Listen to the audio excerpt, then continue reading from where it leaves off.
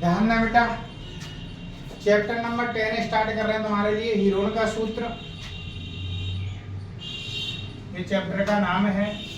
सबसे पहले इसके फॉर्मूला देखेंगे आप। त्रिभुज का क्षेत्रफल S, S minus A, S minus B, S minus C, ये उस स्थिति में इस क्षेत्रफल को लगाना है जिस स्थिति में त्रिभुज की तीनों भुजाएं अलग अलग हैं। एस क्या चीज है? यहाँ एस कहते हैं त्रिभुज का अर्ध परिमाप। त्रिभुज का अर्ध परिमाप एस कहलाता है। इसका मतलब है तीनों भुजाओं को जोड़ करके 2 से भाग दें। तीसरा, त्रिभुज का अगर परिमाप निकालें हम लोग तो त्रिभुज का परिमाप होता है तीनों भुजाओं के योग के बराबर। इसको परिमाप को 2s से प्रदर्शित कर सकते हैं। चौथा, आयत का क्षेत्रफल। आयत का क्षेत्रफल होता है बेटा लंबाई गुणा चौड़ाई। पांचवा, आयत का परिमाप। ये सूत्र होता है बेटा आयत के परिमाप का 2l प्लस b यानी कि लंबाई प्लस चौड़ाई। छठवां फॉर्मूला आयत का विकर्ण। आयत के विकर्ण का फॉर्मूला होता है बेटे रूट में l square plus b square. ये आयत के विकर्ण का फॉर्मूला है। अब चलते हम लोग वर्ग का क्षेत्रफल। वर्ग का क्षेत्रफल होता है भुजा का स्क्वायर। वर्ग का परिमाप 4 गुणा भुजा। वर्ग का विकर्ण,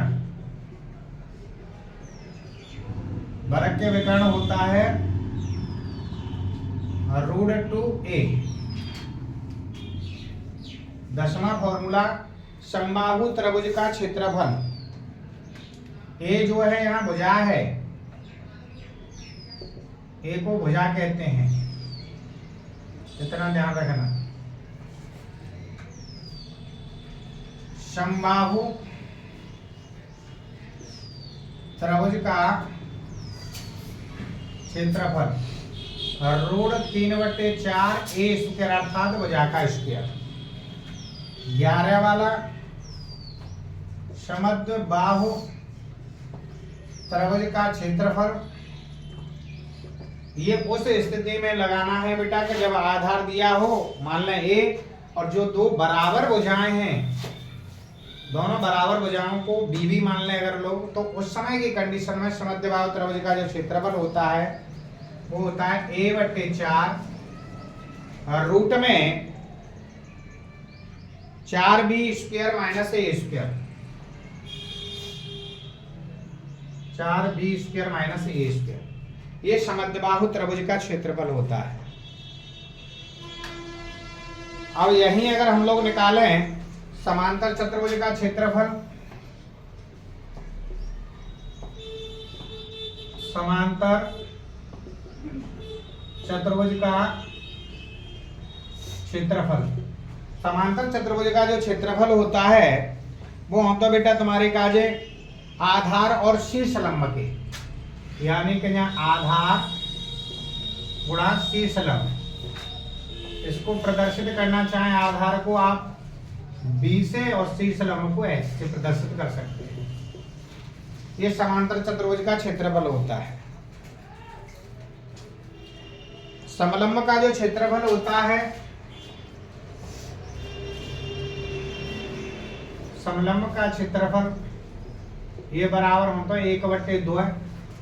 दोनों भुजाओं का योग लिया जाता है बेटा, a प्लस b, 2 भुजाएं, पहली a दूसरी b, और गुणा उनके बीच की दूरी।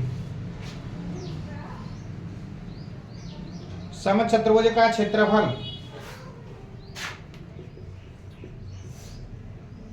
समचतुर्भुज का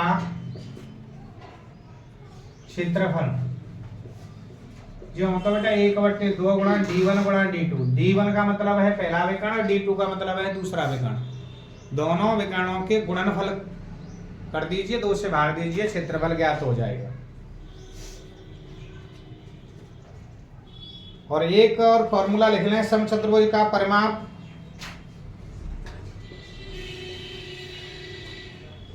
समचतुर्भुज का परिमाप, समचतुर्भुज का जो परिमाप होता है वो 2 पहले विकर्ण का वर्ग प्लस दूसरे विकर्ण का वर्ग रूट में। ये 15 फॉर्मूला आपको तैयार कर लेने हैं। इसमें इन फॉर्मूलाओं से ये भी एक्सरसाइज हो जाएगी और तुम्हारे आगे के लिए भी बहुत काम आएगी।